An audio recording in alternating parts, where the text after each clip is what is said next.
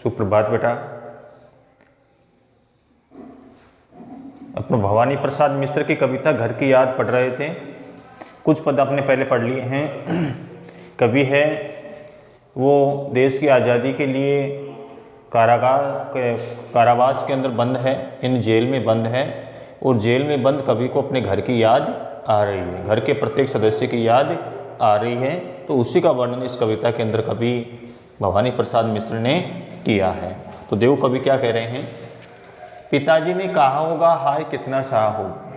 कवि कह रहे हैं कि जब माँ ने पिताजी को आंसू बहाते हुए देखा होगा, जो पिछले वक्त ने पढ़ा था कि जब माँ ने पिताजी को आंसू बहाते हुए देखा होगा उस समय, और उन्हें ढाढ़स बंधाया होगा कि आप इस प्रकार से चिंता मत कीजिए, जेल के अंदर भवानी है वो बहुत अच्छा है। तो माँ की ये बात सुन करके और पिताजी ने कहा होगा कि मैं कहाँ रो रहा हूँ, पिताजी ने कहा होगा कि मैं कहाँ रो रहा हूँ, और वो इस प्रकार उन्होंने मन ही मन के अंदर कितने दुख सहन किए होंगे। ऐसा कहकर वो अपने मन ही मन मेरे न होने का जो दुख है वो किस प्रकार उन्होंने सहन किया होगा।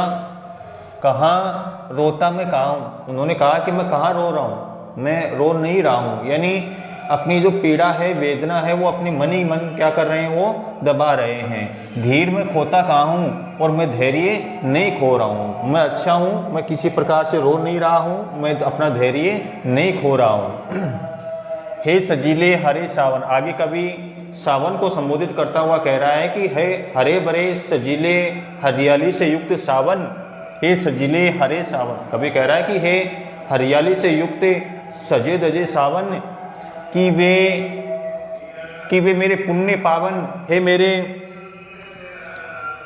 कभी सावन को संबोधित करता हुआ कह रहा है कि हे हरे भरे हरियाली से युक्त सजे दजे सावन, हे मेरे पुण्य पावन, हे मेरे पवित्र पुण्यात्मा, तुम मौसम के हिसाब से क्या करो, बरसो। भाई सावन का महीना है तो तुम बरसो, तुम बरस लो, तुम मौसम के हिसाब से चाहे कितना भी बरस लो, वे न बरसें, लेकिन मेरे पिताजी की आंखों से आंसू न निकलें, मेरे पिताजी अत्यधिक दुखी न हों, पांचवें को वे न तरसें, और मैं पांचवा पुत्र मैं स्वयं हूँ, इसलिए वो मेरे लिए अत्यधिक दुखी नहीं हों। चाहे तुम कितना भी बरस लो, मौसम के हिसाब से बरस लो, लेकिन मेरे पिताजी के मेरे न रहने से उनकी आंखों से आंसू न निकलें। मैं मज़े में हूँ, सही है। आगे वो सावन को संबोधित करते हुए कह रहे हैं संदेशवाहक के रूप में कि हे सावन, तुम मेरे पिताजी के पास जाकर के कहना कि मैं मज़े में हूँ, यानी मुझे जेल में किसी प्रकार का कोई कष्ट नहीं है, घर नहीं हूँ, बस यही है कि केवल दुख इसी बात का है कि मैं इस समय घर पर नहीं हूँ, लेकिन जेल के अंदर मुझे किसी प्रकार का कोई कष्ट नहीं है, कोई दुख नहीं है, किंतु ये बस ही बड़ा बस है। लेकिन कभी कह रहा है कि इसी एक बस के कारण सब कुछ रसहीन हो गया है, किंतु ये बस बड़ा बस है, इसी बस से सब विरस है, यानी किसी प्रकार का कोई रस नहीं है। तुम जाकर के और मेरे पिताजी को, मेरे घर वालों को कहना कि मैं जेल के अंदर मज़े में हूँ, सुखी हूँ, बस दुख यही है कि मैं इस समय उनके पास नहीं हूँ। लेकिन कवि कह रहा है कि ये बस शब्द है, ये बस शब्द ही सबसे बड़ा क्या है, वीरस है। इसी बस शब्द के कारण ही मेरे परिवार वालों को, मेरे परिवारजनों को अत्यधिक दुख और कष्ट हो रहा है। ठीक है बेटा, अगला देखते हैं। देखो बेटा, आगे कवि सावन को संबोधित करता हुआ सावन को एक संदेशवाहक के रूप में भेजता हुआ क्या कह रहा है, सावन से कह रहा है किंतु उनसे ये न कहना, उन्हें देते धीर रहना।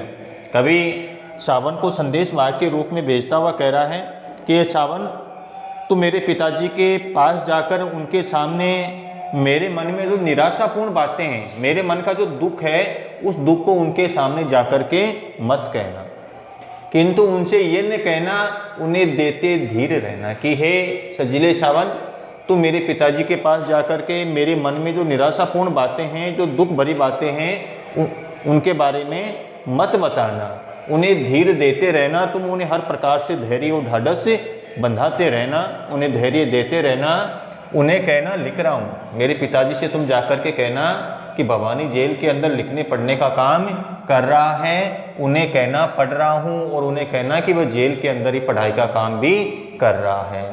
काम करता हूँ कि कहना, उनसे कहना कि वह जेल के अंदर अपना काम कर रहा है। नाम करता हूँ कि कहना, और वो जेल के अंदर ही आपका नाम है वो भी रोशन कर रहा है, अच्छा लिख कर के आपका नाम रोशन कर रहा है। तुम उनसे जाकर के कहना कि अच्छे काम और अच्छे व्यवहार से आपका नाम क्या करेगा, रोशन करेगा।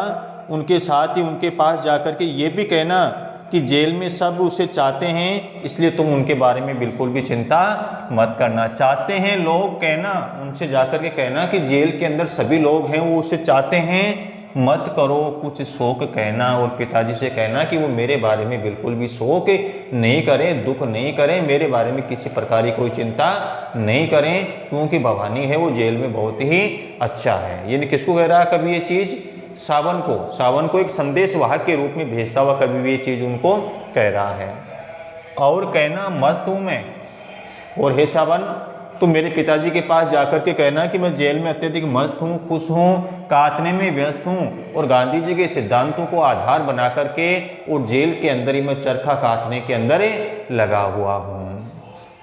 वजन 70 शेर मेरा, उनसे कहना कि मेरा वजन भी 70 शेर हो गया है, मेरा वजन भी अच्छा खासा है, और भोजन ढेर मेरा, और मैं जेल में बहुत सारा क्या करता हूँ, भोजन भी करता हूँ, मुझे अच्छा खाना भी जेल के अंदर मिलता है।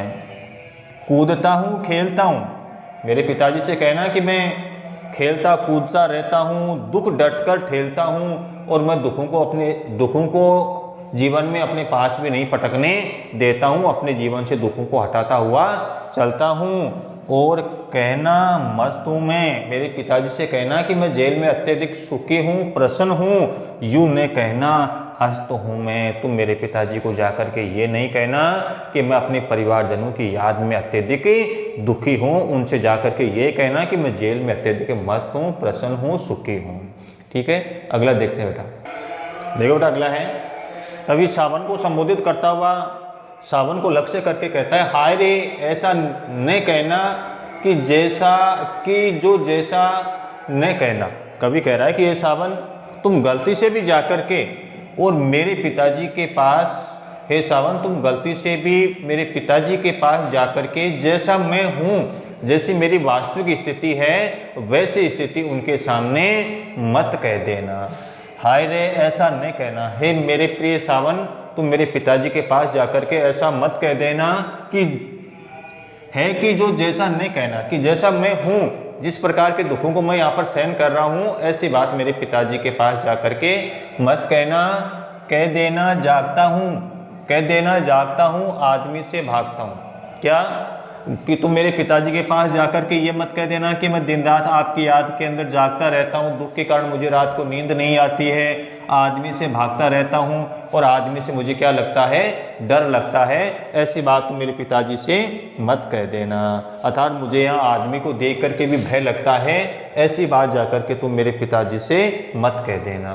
कहने देना मौन हूँ मैं, तुम मेरे पिताजी से ये मत कह देना कि मैं जेल के अंदर चुपचाप रहता हूँ, आपकी याद के अंदर मौन बैठा रहता हूँ, उन्हें कोई शक न देना।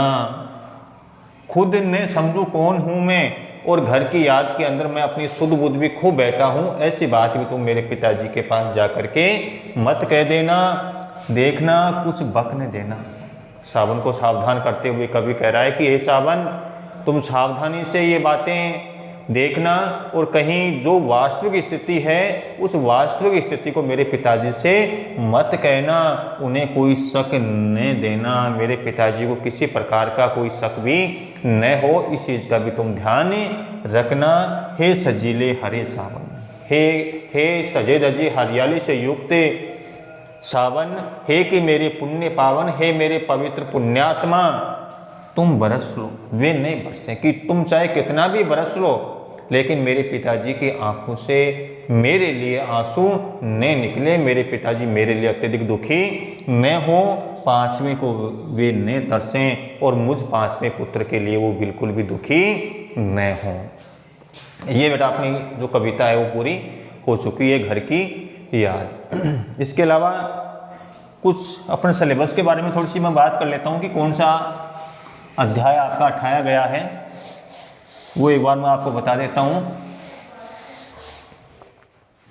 आपके जो उठाए गए अध्याय हैं उनके बारे में मैं आपको बता देता हूँ कौन कौन से अध्याय आपके उठाए गए हैं। तो उठाए गए अध्यायों के अंदर है आपका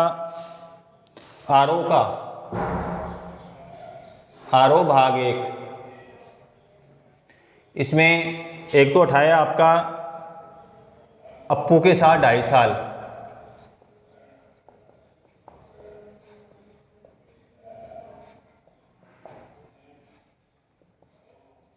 दूसरा उठाया है विदाई संभाषण,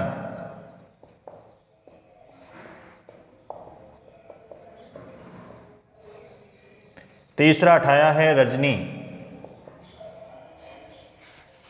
और चौथा उठाया है आत्मा का ताप। ये तो गद्य खंड का है, गद्य खंड। पद्य खंड से हैं, पद्य खंड से उठाया आपका रामनरेश त्रिपाठी,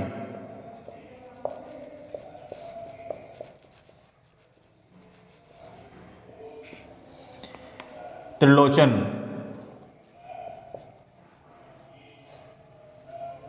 अवतार सिंह, पास, और एक है वितान भाग 1, और इससे उठाया आलो आंधारी। ये आपका जो पाठ्यक्रम है वो उठाया गया है आरोह भाग 1 गद्य खंड से। आपका अप्पू के साथ 2.5 साल जो अध्याय वो उठा दिया है, विदाई संभाषण उठा दिया, रजनी उठा दिया, और आत्मा का ताप उठा दिया है। पद्य भाग के अंदर आपका रामनरेश त्रिपाठी आपने पथिक कविता पढ़ी थी वो उठा दी गई है, त्रिलोचन है वो उठा दिया है, और अवतार सिंह पास का पाठ उठा दिया है। वितान भाग 1 दूसरी किताब है, उसमें से आलो अंधारी का जो अध्याय है उसको उठा दिया गया है। बाकी आपकी व्याकरण के अंदर कोई भी बिंदु नहीं उठाया गया है। ठीक है बेटा, धन्यवाद, जय हिंद।